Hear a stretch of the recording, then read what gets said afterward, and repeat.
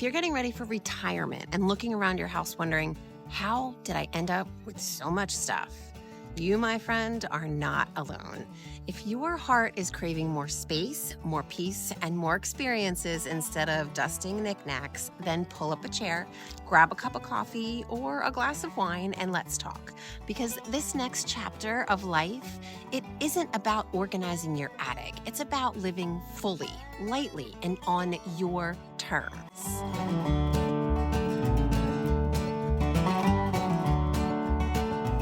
Hey y'all, I'm Tony, your Wilmington, North Carolina real estate broker bestie and interior designer. I work with people just like you every day who are ready to retire the clutter and create a simpler, more beautiful life here on the Carolina coast. This isn't just about boxes and storage bins. This is about mindset, lifestyle, and giving yourself permission to live differently, freer, lighter, and more intentionally. Let's start with the obvious. We collect a lot of stuff in this life. During our careers, while raising kids, building homes, hosting holidays, the things pile up. Baby clothes, broken lamps, outdated electronics, souvenirs from trips we barely remember. And then we hit this point where we just stop and ask, what am I gonna do with all of this stuff? You might be looking at closets packed with old clothes that you haven't worn in years, or kitchen cabinets full of gadgets that made sense when you were cooking for a crowd, or when you wanted to try that one new paleo recipe that recommended using some fancy blender to create some sort of chicken paste that kind of ended up tasting like cat food. Ugh. Anyway, I digress. But now it's just you and maybe your partner. So seriously, why are we still holding on to 3 slow cookers? The truth is, most of our homes tell the story of who we were, not who we are now, and definitely not who we want to be next. You are not crazy for feeling overwhelmed. Our homes became storage units for our past lives, and letting go of those lives is not the easiest thing to do. But now it's time. It's time to step into a new chapter, make new memories, experience new things, and write a whole new story. Listen, I get it. All that stuff, it holds emotions, guilt, nostalgia, grief, even identity. But what served you in your 30s, 40s, and 50s, that is definitely not what's serving you now. So we start by acknowledging this clutter didn't happen overnight, and we're not going to undo it overnight. But we can start this new chapter by letting go of the things that are holding us back, slowly, piece by piece, t-shirt by t-shirt. Come on. I know you never wear that t-shirt you bought from your daughter's cheerleading event like 10 years ago. And just because you have it hanging in your closet, seemingly not taking up too much space, doesn't mean it should stay. Also, I could potentially be speaking from experience. Just saying. Now, let's talk about the myth of someday. We keep things because someday we might use them. Someday we might wear that dress. Someday we might host that dinner party. Someday the kids might want that furniture. But spoiler alert, someday rarely ever comes. And in the meantime, that just in case stuff is taking up space in your closets, your garage, and your mind. Let me give you an example. Maybe from personal experience, maybe from a client experience. Either way, it's an experience. Someone I know may or may not have made every single centerpiece and every single wedding favor for her wedding 25 years ago. And after that was successful, she may have decided that she wanted to do that more often. So she bought and made a dozen or so variations of those centerpieces and favors just in case anyone else that she knew needed them. However, no one did right away. So she put all that stuff in the closet just in case for someday. Guess what? That someday, it still hasn't come. And all that stuff is still in the closet. That's a whole lot of time to carry around that mental and physical weight for a version of herself that might not even exist anymore. The truth is, we don't have to keep things to honor our intentions. It's okay to say, that was who I wanted to be, and that was beautiful, but now it's time to make room for who I am. Retirement is the perfect time to let go of that someday narrative. You don't need 12 casserole dishes anymore. You need freedom to travel, to relax, to invite joy into your everyday spaces. Now, I want you to hear this. Your next chapter deserves space. This isn't downsizing, it's right sizing, choosing a lifestyle that fits who you are now and who you really want to be. That version of yourself that you've put on the back burner for all of the things that needed to be attended to then, we've passed then, and we are officially in that space of it's time to stop wasting time. So many people tell me, I can't possibly move into a smaller home because I don't want to feel like I have to give up the memories and the past. But here's the other side of that coin. What are you really giving up?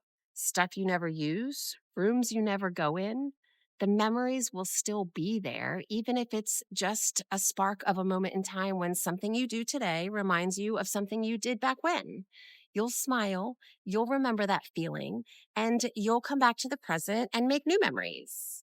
My 2 cents, giving up space means gaining in other ways, like more time to enjoy your life because you're not constantly cleaning and maintaining. More money in your pocket because you're not paying to heat, cool, or repair unused space.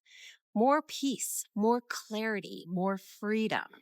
When we talk about making space, we're not just talking square footage. We're talking about space to think, to breathe, to connect with the people that you love, to pursue passions that light you up. And when you relocate to a coastal area like here in North Carolina, that spaciousness becomes even more important. Light, air, views, they deserve room to breathe. And so do you, my friend. Letting go is emotional. Full stop. We're not just dealing with stuff, we're dealing with stories. Your father's old recliner, your kids' high school trophies, the dishes from a marriage that didn't last. These things hold so much more than we realize. And there's guilt. We think letting go means we're forgetting, but the reality is you are not your stuff. Your memories are not in the object, they're in you. So, here are a few gentle ways to work through it. Take a photo. Keep a digital album called Pieces of My Life. That way, you still have the memory readily available to see without the bulk. Keep just one item from a set, one teacup, one baby outfit, one holiday ornament. Display it proudly and let it represent the whole memory. Create a legacy box, one box per person of truly meaningful items, not 5 boxes, not a storage unit, just one curated collection. Let it go with love. Marie Kondo it. Thank the item and release it. It served you. Now let it serve someone else. This is the fun part. Let's talk about design. Minimalist coastal style isn't sterile or cold. It's fresh, elegant, calming, and sometimes even a little sparkly. Soft blues and sandy neutrals, breezy curtains that move with the air, woven textures, weathered wood, clean lines, light bouncing off white walls and open shelving. When we declutter, the light changes. The house feels bigger. You can finally see and appreciate the things that really matter. That handmade platter that you and your BFFs enjoy Tuesday evening charcuterie on every week. That beautiful shell you found while watching the sunset with your partner on Topsail Island. That one framed watercolor art piece of your soul pup that you painted and thought it was terrible, but it always makes you smile. And when everything has its place, you feel at peace. There's no chaos under the surface. Your home becomes a sanctuary, not a project list. The goal? Every piece earns its place. Everything in sight either brings joy or brings peace. Okay, let's get tactical. If you're inspired but you don't know where to start, here's how. 1, start with just one drawer. Don't look at the whole house, just one drawer. That's a win. 2, create 3 categories. 1, the keep category, you love it and you use it. 2, the donate category, it's still in good shape, but someone else could use it. And 3, digitize, sentimental, but not necessary to keep physically. 3, use a timer, 20 minutes max a day. Set a playlist, light a candle, pour a glass or 2 of wine. Make it feel good. 4, invite your family to claim what they want now, not later. That way, you know it's going to go to a good home and you're not left guessing who wants what. Most importantly, be gentle with yourself. This is emotional work. It's okay to laugh. It's okay to cry. It's okay to take breaks. You're not decluttering your entire life in one weekend. You're editing your space so it tells the truth of who you are now. Let's reframe this whole thing. Retirement isn't a smaller life, it's a bigger one.